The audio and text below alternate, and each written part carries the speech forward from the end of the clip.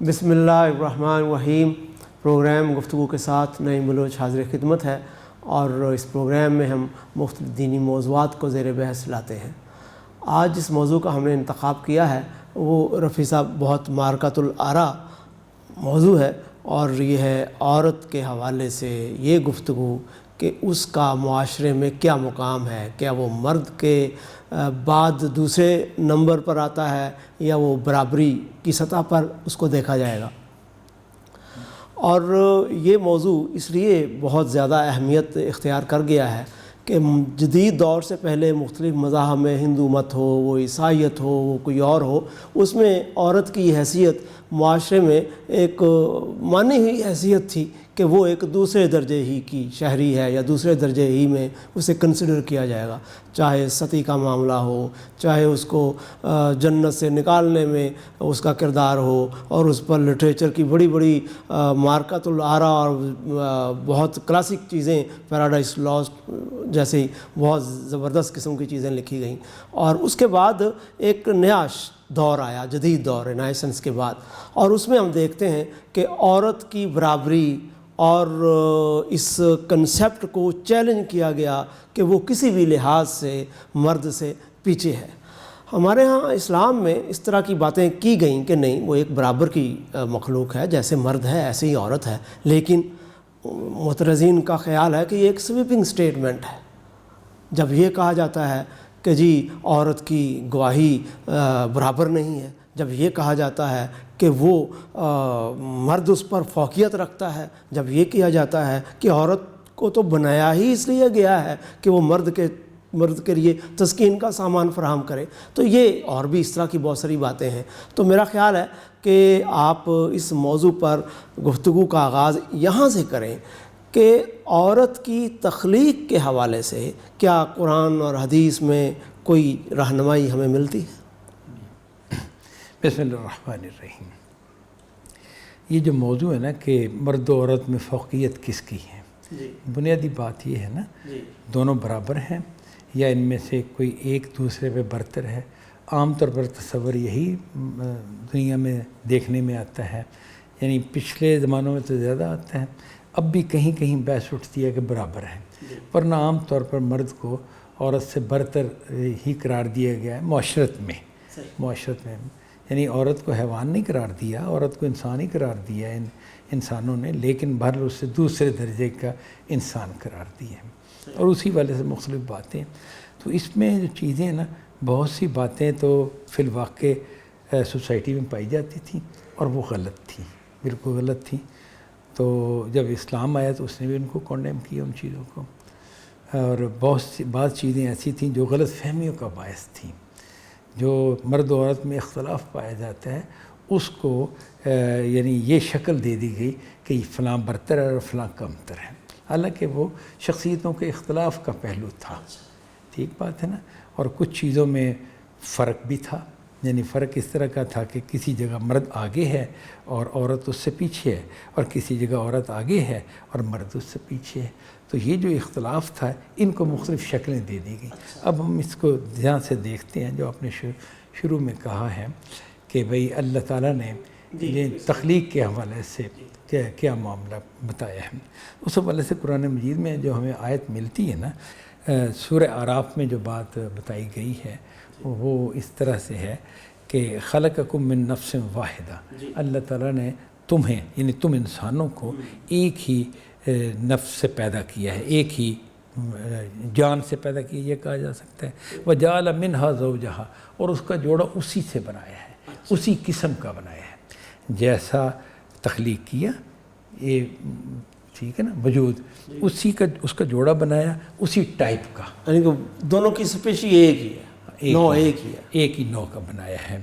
لِيَسْكُنَ إِلَيْهَا، اور یہ بنایا جو جوڑا ہے کس لیے بنایا؟ تاکہ وہ اس سے تسکین پائے۔ یعنی کہ اگر اس کا مطلب یہ ہوا کہ اگر یہ نہ پیدا کیا جاتا جوڑا والا تو معاملہ تشنگی کا کوئی رہ جاتا، جسے تسکین کا پہلو جو ہے، یعنی وہ ظاہر کرتے ہیں نا کہ تسکین اگر نہ ہو تو اضطراب ہوتا ہے، ٹھیک ہے نا۔ تو وہ اضطراب کا پہلو تھا جو پہلی تخلیق میں تھا، یعنی پہلی سے مراد ہے کہ نفس واحدہ سے جو چیز پیدا کی گئی اس کے اندر یہ کمی تھی کہ وہ ایک اضطراب کا شکار رہتا وجود، ٹھیک ہے، تو اسی ٹائپ کا ایک جوڑا بنایا اس کا، اور اس کے ساتھ دونوں کو پھر اکٹھا گویا کہ اس زندگی کی ڈگر پہ چلا دیا۔ ایک وضاحت رہ گئی یہاں پر، جب آپ کہتے ہیں کہ ایک جنس سے بنایا، ایک نوع سے بنایا، تو اس نوع میں، اس جنس میں، اس انسان میں مرد اور عورت دونوں شامل ہیں، اور اگر تشنگی کا پہلو ہے تو وہ دونوں طرف شامل ہے۔ یہ نہیں بیان کیا گیا کہ مرد کی تشنگی رہتی اگر عورت نہ بناتی،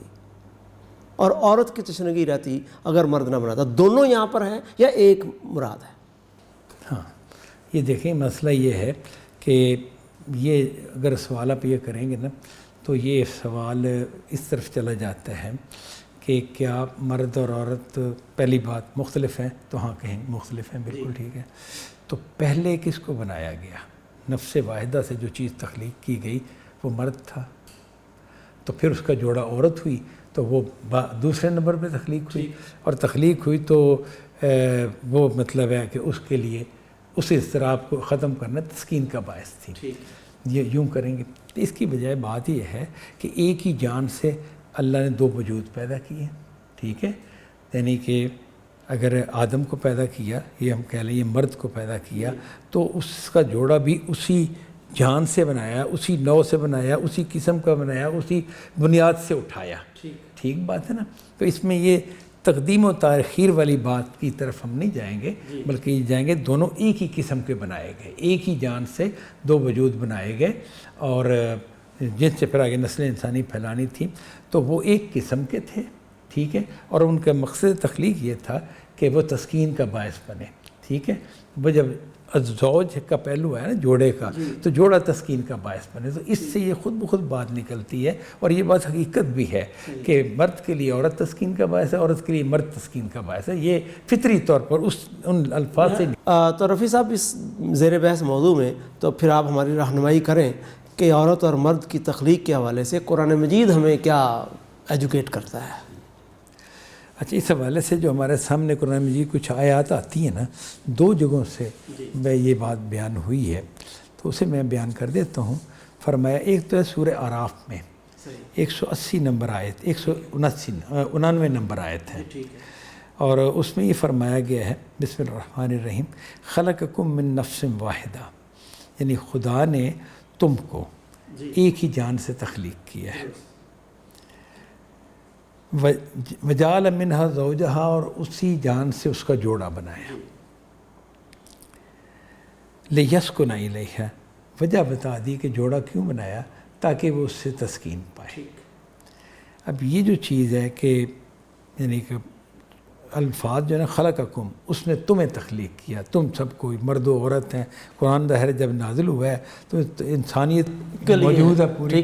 مرد بھی ہیں عورتیں بھی ہیں، تو انہوں نے کہا کہ دیکھو تم ایک ہی جان سے پیدا کیے گئے تم سب، اور جب اس نے وہ ایک ہی جان سے تخلیق کیا اور اسی قسم کا اس کا جوڑا بنایا تھا، جیسی وہ جان سے پہلی تخلیق تھی اس کا جوڑا بھی اسی طرح کا تھا، اور اس کی وجہ بتا دی کہ تاکہ اس سے تسکین پائے۔ اور یہ چیز ہم دیکھتے ہیں کہ مرد اور عورت ایک دوسرے کے لیے تسکین کا باعث ہے، تسکین کا باعث ہے، مرد کے لیے عورت تسکین کا باعث ہے، اور عورت کے لیے مرد تسکین کا باعث ہے۔ یعنی یوں نہیں ہے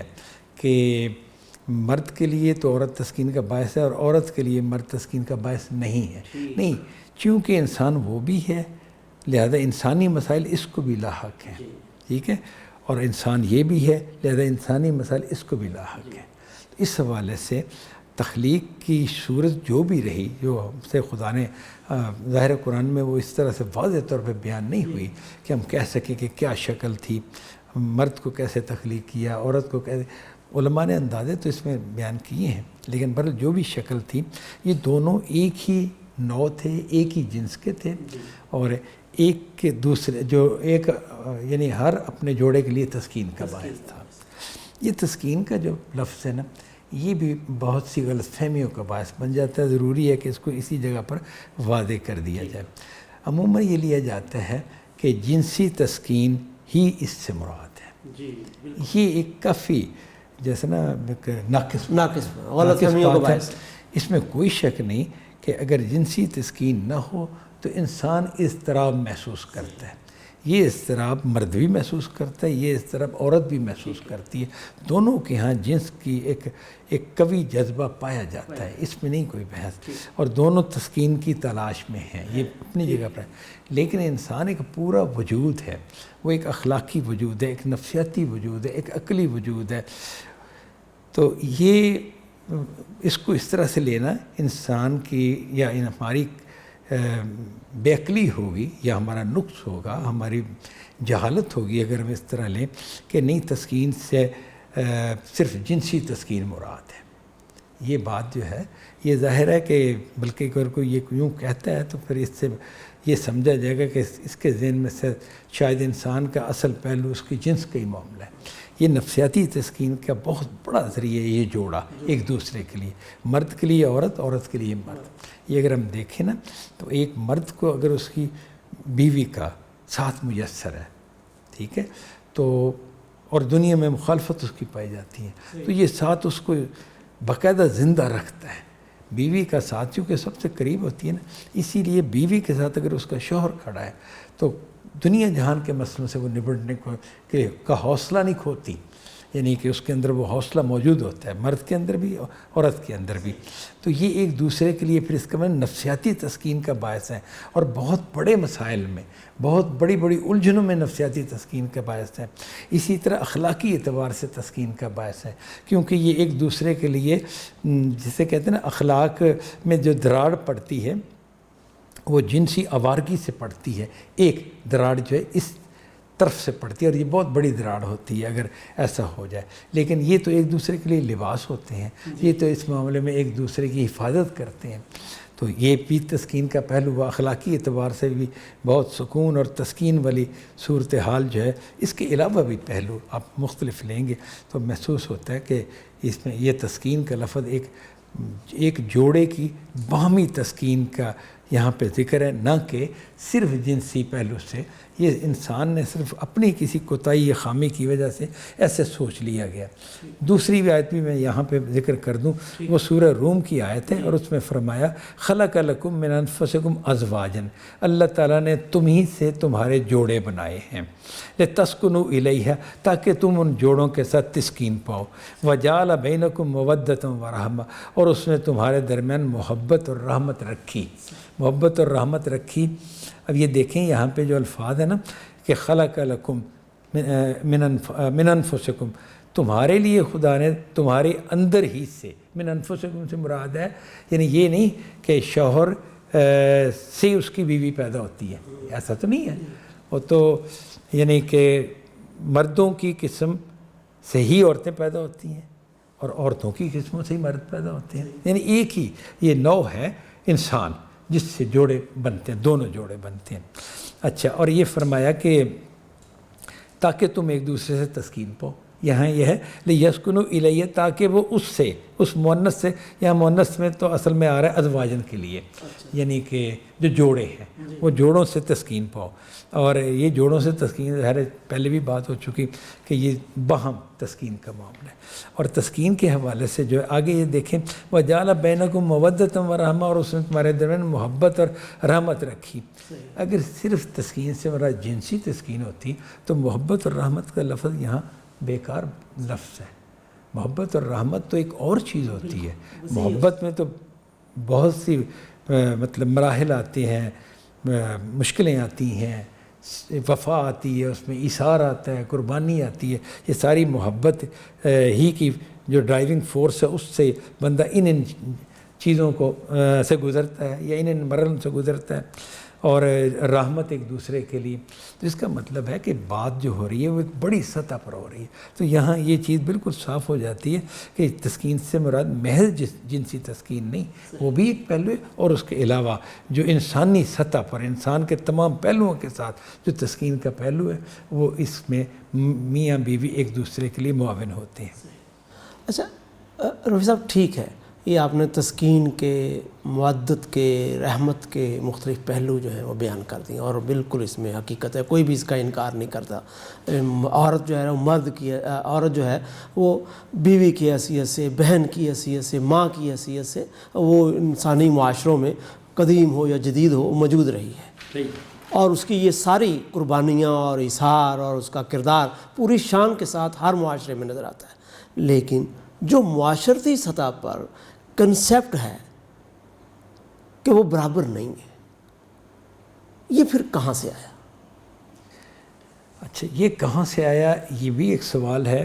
اور اس میں اگر آپ اس سے پہلے میں چاہوں گا کہ ہم یہ بات سمجھیں کہ اس میں ہمارا مذہب کیا کہتا ہے، جی مذہب نے کیا کہا ہے، اور پھر اس کے بعد دیکھتے ہیں کہ وہی سوال جو آپ نے کیا ہے کہ بھئی یہ تصور جو عملاً پیدا ہو گیا ہے، یہ کیا مذہب سے اٹھا ہے یا اس کی کوئی بنیاد کوئی اور بنیاد؟ بالکل ٹھیک بات ہے، اس کو پھر ہم دیکھتے ہیں۔ تو مذہب کے حوالے سے اگر دیکھا جائے نا تو مرد اور عورت کو 4 پہلوؤں سے بیان کیا گیا ہے، اور بالکل ہی برابر ایک جیسا وجود سمجھ کے بیان کیا گیا ہے، یعنی مذہبی پہلو سے میں بات کر رہا ہوں۔ ایک تو انسان ہونے کے حوالے سے، یعنی انسانیت کے سارے حقوق مرد کو بھی حاصل ہیں، اور انسانیت کے سارے حقوق عورت کو بھی حاصل ہیں، انسانیت کے حقوق، ٹھیک ہے۔ اخلاقیات کے دائرے میں اگر دیکھیں تو اخلاقیات کے زاویے سے مرد کو جو کچھ حاصل ہیں حقوق، وہ سارے عورت کو بھی حاصل ہیں، یعنی نہ مرد کو کسی کو جائز تنگ کرے اور نہ عورت کو کسی کو جائز تنگ کرے۔ اچھا، اگر یہ دیکھیں کہ جو مذہبی احکام ہیں جیسے نماز روزے کا حکم، تو یہ بھی برابر ہیں، 5 نمازیں مردوں کو کہیں گے پڑھنے کو، 5 عورتوں کو کہی گئی، 30 روزے ان کو کہے گے، 30 ان کو کہے گے، زکوٰۃ مرد کو کہے گی دینے کو، عورت کو کہے گی دینے کو، حج کا فرض مرد پہ بھی حج فرض ہے، عورت پہ بھی حج فرض ہے۔ تو اگر یہ مختلف ہوتے اور یہ کوئی اگر یہ معاملہ ہوتا کہ جی ایک دوسرے کے ماتحت ہیں، جیسے آقا اور غلام ہوتے ہیں، یا کوئی اس نوعیت کا ہوتا، تو پھر یہ احکام کی شکل یہ بنتی نہیں، یہ قابل عمل نہیں رہتی۔ مطلب ہے آپ دیکھیں نا کہ معیشت کے حوالے سے اگر لیں تو زکوٰۃ کا معاملہ جو ہے وہ عورت کو تو اپنی زکوٰۃ خود ادا کرنے کا کہا گیا ہے، اور مرد کو اپنی زکوٰۃ خود، وہ حج پر اس کو کام ہے کہ وہ اس کا سوچے کہ میں نے حج کرنا ہے اگر اس میں استطاعت ہے، تو اسی طرح اس کا بھی معاملہ ہے۔ تو یہ چاروں پہلوؤں سے اگر ہم دیکھیں، بلکہ ایک اور پہلو بھی ہے کہ سزاؤں کا معاملہ دیکھا جائے تو وہ بھی بڑی حیران کن بات سامنے آتی ہے۔ عموماً مطلب ہے کہ ایک شریف آدمی ہے اور ایک جیسے کہتے ہیں کہ ذرا بڑے عادلانہ طریقے سے سوچنے والا ذہن جو ہے وہ کچھ اور فیصلہ کرتا نظر آتا ہے، لیکن مذہب نے یہ کہا کہ چوری کا سزا ہاتھ کاٹنا ہے، تو وہ مرد کے لیے بھی ہے ہاتھ کاٹنا، عورت کے لیے بھی ہے، کوئی فرق نہیں کیا دونوں میں۔ حالانکہ وہی میں جو بات کی کہ ایسا لگتا ہے کہ نہیں فرق ہونا چاہیے تھا، جیسے عورت کی تو انگلیاں کاٹ دی جاتی، ہاتھ نہ کاٹا جاتا، اور مرد کا ہاتھ کاٹ دیا جاتا، کیونکہ مرد کی طرح اسٹرانگ نظر آتا ہے اور عورت تھوڑے اس میں نزاکت کا پن، لیکن نہیں، مذہب نے برابر لیا ہے۔ اچھا، زنا کی سزا 100 کوڑے رکھی تو اس کو بھی 100 کوڑے، اس کو بھی 100 کوڑے۔ یہاں بھی بندہ محسوس کرتا ہے کہ نہیں بھئی مرد کو 100 کوڑے اگر مارنے ہیں تو اس کو 50-60 وہ کم کر دی جاتی، کمی ہونی چاہیے۔ اب سادہ پہلو سے ایک مطلب ہے کہ بندے میں اور عورت میں ایک جیسے کہتے ہیں کہ اگر کوئی کام ایسا کرنا پڑ رہا ہے جو مشقت کا ہے، محنت کا ہے، تو ایک فرق نظر آتا ہے ان میں، لیکن نہیں، سزاؤں میں فرق نہیں کیا گیا۔ اور اسی طرح آخرت کے والے سے اگر دیکھیں تو وہاں بھی معاملہ ہے کہ من ذکر او انثیٰ کہا گیا کہ جو بھی مومن ہے، چاہے مرد ہو چاہے عورت ہو، اس کے لیے اگر نیک ہے تو جنت کے مقامات ہیں اور اللہ سے اعلیٰ مقام ہے، اور اگر وہ بد ہے تو اس طرح ذکر ان کا آتا ہے کہ اگر وہ مطلب ہے کہ مشرک مرد ہے اور مشرک عورت ہے تو اس کو جہنم کا سزائیں دونوں کے لیے ہیں۔ تو اس کا مطلب ہے کہ آخرت کے پہلو کی سزاؤں کے پہلو سے بھی اور انعامات کے پہلو سے بھی برابر، اور دنیاوی سزائیں اور دنیاوی اپریسیشن اس سے پہلو سے بھی، اخلاقیت میں برابر، انسانیت میں برابر۔ تو پھر یہ اتنی بڑے دائرے میں برابر ہیں، تو اب پھر فرق کوئی مذہب نے کیا ہے؟ تو یہاں پر میں آپ کو روکوں گا، آپ نے یہ پہلو واضح کر دیے، لیکن ہمارا وقت ختم ہو گیا ہے۔ موضوعات کے مختلف شیڈ جو ہیں، مختلف جو اس کی پہلو ہیں وہ باقی ہیں، لیکن وہ ہم اگلی نشست میں کریں گے، اور اس نشست کے لیے ہم اپنے ناظرین سے اجازت چاہیں گے۔ اللہ حافظ۔ علمی، دعوتی اور تعلیمی پروگراموں میں تعاون کیجیے۔ آئیے دین کی خدمت میں شامل ہو کر اپنی عاقبت سنواریں۔ آؤ مل کر اس منادی کا جواب بنیں، یا ایھا الذین آمنوا کونوا انصار اللہ۔ ایمان والو، اللہ کے مددگار بنو اس کے دین کی خدمت کر کے۔